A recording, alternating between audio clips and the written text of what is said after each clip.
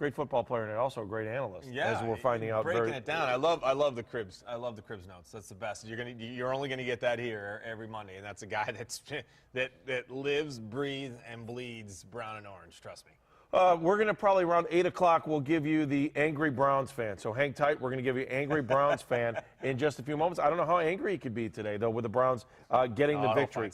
If you want to call in and you're listening to us, 216-431-3820 on Twitter, at Andy_Baskin. In fact, a lot of people tweeting in today at us and letting us know what people are saying. Laura says, new people, new game. Keep the opponents on their toes. So also she's loving the lady layer that the Bone Lady has provided us too. So again, if you want to hit us on Skype, Dogs on the Run. And again, the best Skype is going to win a autographed football. Sam Rutigliano was on this. Who else do we have on here? Tayshaun Gibson. And of course, we've got Roger Chanoine is also going to be on here, who played for the Browns back from 99 to 02. In fact, I think Roger's on the line right now. So we're good. Eric, the referee, are we good with Roger? We're good to go. All right, let's go to Skype 2. Hey, Roger, how are you? Thanks for joining us today. Hey, how you doing? Good. We're giving away your autographed football today. Oh, okay. So life is good. And by far the best individual we've ever had on the show here through the first couple weeks. So thanks for making us look good, man. We're here in Browns T-shirts. You're sitting there and you are rocking it. Thanks. You know, I'm sitting here in the office right now. All right, so getting ready for the day. You've got some of your old gear in the back of the office. So what do you got, a Cowboy star up there? Well, you know, one of the guys put up the Cowboy star because he heard that I grew up a Cowboys fan, but I do have a lot of Brown stuff in front of me. Okay, we may have to have you spin the camera around in a second. Hey, what did you think? What did you think of yesterday's game, Roger? Oh, I mean, I was very excited the way the game went. Just to see the offense just take off the way that it did, it was a great experience. I was very happy, especially considering what happened earlier during the week. Everybody was real skeptical on how they were going to play, but it turned out real well.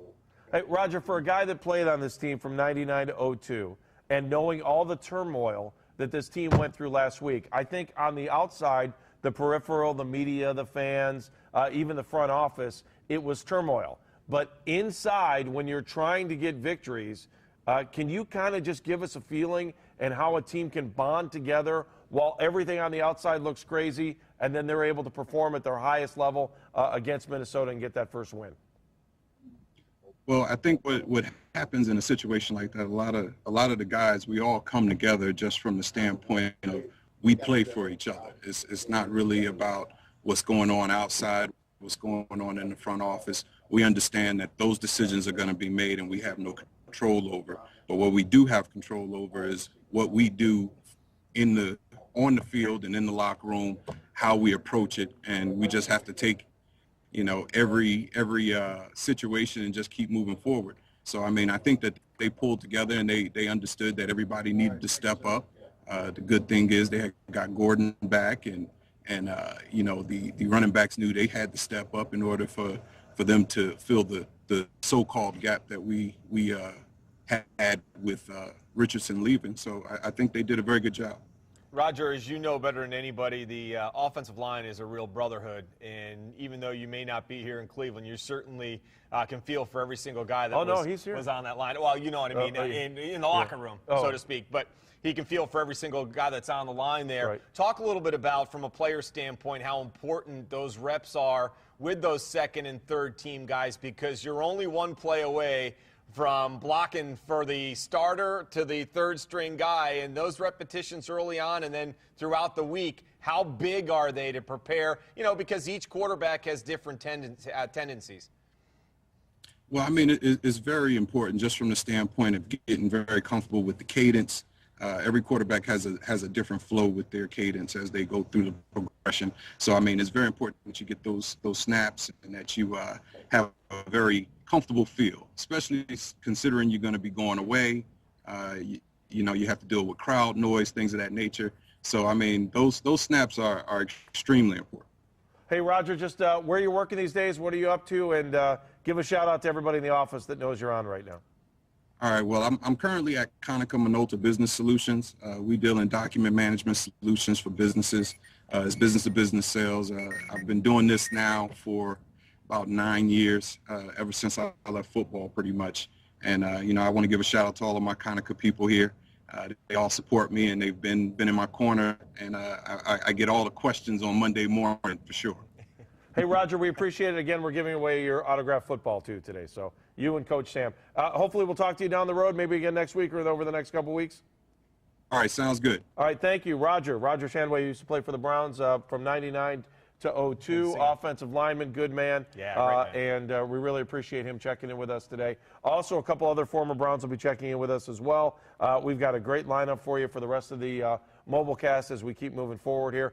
On Skype, if you want to Skype in, you got a chance to win that football. Dogs on the Run, or you can hit us on the phone lines, 216-431-3820. The number's right here on the bottom of the screen. I always want to go like this. It's right there.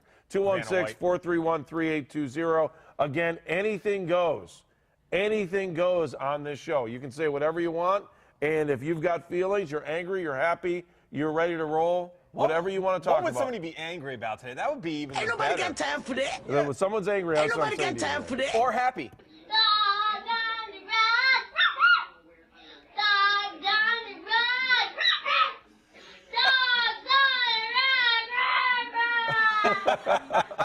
Somebody's very happy about Dogs on the Run. All right, feel free to put your kids on as well. Yeah. You want to tell them who that is? That is Danita Harris's son.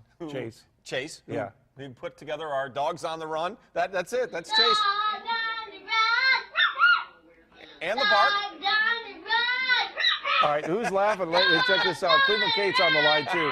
Hey, Cleveland Kate, what do you think of that? Pretty funny, huh? That's awesome. I knew Danita was cool, but that's awesome. Hey, we're going to go to Kenny Roda in just 1 second here. Kate, what'd you think of the game yesterday? Loved it. And I love the fact that even when Hoyer was having a bad second half and he threw a couple picks, I wasn't freaking out, and my Twitter timeline wasn't freaking out because we'd actually put touchdowns on the board yesterday. We weren't relying on field goals with the offense, and it was just so nice to have touchdowns that it made everything else okay. Kate, what did you think of the way that he played? I mean, he looked pretty calm and collective, and that offensive line did such a great job for him. There's always some concern, though, when you go from the first to the third. There is, and I kept thinking about something Chud said about the quarterback competition being close in training camp, and I don't think he meant anybody in Brandon Whedon. I think he meant between Jason and Brian. And Brian just has a little bit of attitude. There's just a little bit about something about him, a no-quit kind of a thing, and I just had a feeling he was going to have a good day. Didn't think we were going to win, I'll admit that. But I just thought he was going to make the most of his opportunity to start. He doesn't want to go back to being second or third string, and so he made the most of his opportunity on the field yesterday, and I thought he handled all the situations that we threw at him and that Minnesota threw at him really well. Hey, Kate, just quick because we got to let you go. Plug what you're doing for the Indians right now and how you're writing your blog over there, too. Well, I'm writing about all kinds of stuff, but the Indians are like locking up the wild card. They've got 2 more home games. They're off today, but they've got Tuesday and Wednesday. And anybody who's not going down to see the Tribe, especially with how happy everyone in Cleveland is with the Browns win, we can all be Tribe fans for the next couple days, and it doesn't have to feel like you're being a traitor to football. All right, so if you want to read your stuff, where do we go? Blogspot, Cleveland Kate. Cleveland Kate, thank you. Appreciate it. We'll talk to you soon. Bye-bye. All right, next stop, Kenny Roda's hanging out, and we're going to go to Kenny and talk to him. I was trying to do that quick. That's how you're all right. Kenny, okay, again, this town is ecstatic. I think people are excited. Not only do you have the Indians, as we were just talking about with Kate, but the Browns, it feels like they're on the map after yesterday's win. Without question. If they would have started 0-3 once again, and then you're coming home to take on the Cincinnati Bengals, we wouldn't have had a full house there on Sunday against Cincinnati. There would have been a lot of people that maybe would have went and tailgated and then just stayed there or went home or maybe sold their ticket or whatever. But the fact that they got to win, they're 1-2 with a chance to maybe get to 500. I think the Bengals are the best team in the division, and that's going to be tough to do. But there's that chance that they could get to 500. I think that's going to drive some people down to the stadium and have this team talking, or have the fans talking about this team all week long. And as Cleveland Kate said there, hi, Cleveland Kate, good to see you. Yeah, the Indians this week too. So, yeah, there's a positive vibe. There's a positive buzz going around this week I'm sure, with the Browns and the Indians. And, guys, I don't know if you saw Adrian Peterson's tweet yet this morning. Have you seen it yet, guys? Yes, we talked about it. What do you think? Unbelievable. My buddy Ron Keller sent it to me. So my daughter is lying here under me, and just out of the blue, she says, "I can't believe you lost to the Browns." Shake my head. So even AP's daughter's talking about the Browns here this morning. So why shouldn't everybody in Cleveland be talking about them? I think my favorite shot of the game, Kenny, was at the end of the game where they had the Vikings fan going like this. Right. Because we all know that feeling here. And wasn't it great to hear the other team booing the Vikings for a change, to kind of feel like, hey, the Browns finally got somebody's number a little bit yesterday?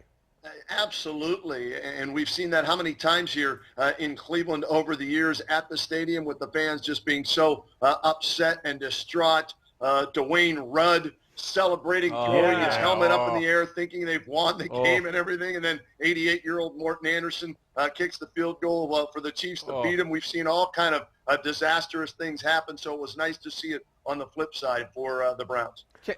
Kenny, the big key for everybody that's associated, from fans to people that do talk shows to on TV, everybody wants this team to be relevant, and that's really the big key. And this win not only makes that point, but leading into a Sunday game at home against the team that a lot of people picked to win the division, as Andy mentioned, that's all you can ask for at this point. The team is relevant. The city is just on cloud 9 right now. Indians, Browns, but you're going into a Sunday where all week long, all people are going to talk about is, man, if we can win this game, we could be at the top of the division. This is a winnable division. The Steelers lose last night.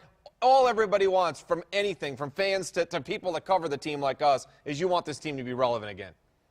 How many times did we ask the Indians, just give us meaningful baseball in September, and they did. And we're talking about, now the fans aren't going down in droves to see them just yet. And as Kate said, there's 2 home games left. They're off today. They've got 2 on Tuesday, Wednesday. But they're relevant, and it's exciting. And I guarantee you, if they make the playoffs, and it's looking good right now, we don't want to jump the gun, that place will be packed. That place will be sold out for a playoff game if they get the one home wild card game, and then if they make it to the next round.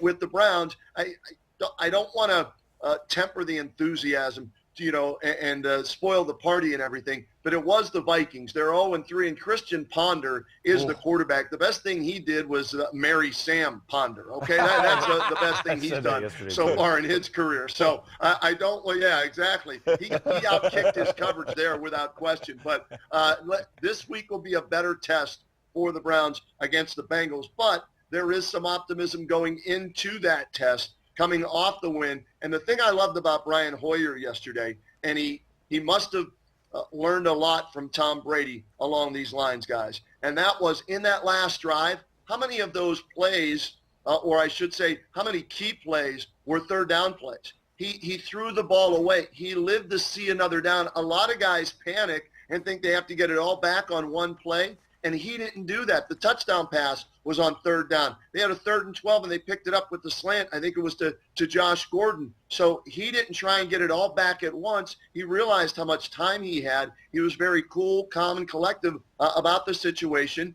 and he threw the ball away. You have 3rd and 4th down. You get 4 downs to get 10 yards, and he used all those downs, and that was good to see. All right, Kenny, we're going to check back in with you a little bit later, coming up in the 8 o'clock hour. So, Kenny, thank you very much. That's looking good this morning. All right, thanks, guys. See you in a little bit.